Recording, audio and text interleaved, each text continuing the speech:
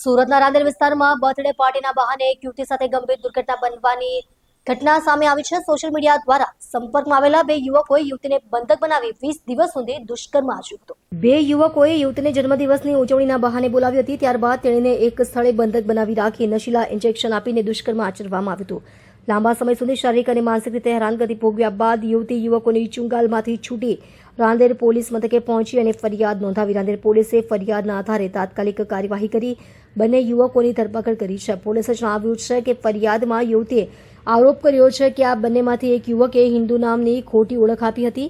ફરિયાદ અનુસાર આરોપી તોહિદુલે પોતાનું નામ રોહિત હોવાનું જણાવ્યું હતું। આ બાબતે પોલીસે તપાસ શરૂ કરી છે અને તમામ પાસાઓથી તપાસ હાથ ધરવામાં આવી રહી છે। વધુમાં પોલીસે જણાવ્યું હતું કે યુવતીને મેડિકલ તપાસ માટે મોકલવામાં આવી છે અને આરોપીઓ સામે સંબંધિત કલમો હેઠળ ગુનો નોંધવામાં આવ્યો છે। સમગ્ર ઘટનાની ઊંડાણપૂર્વક તપાસ ચાલી રહી છે અને વધુ વિગતો તપાસ બાદ બહાર આવશે તેમ પોલીસે જણાવ્યું છે।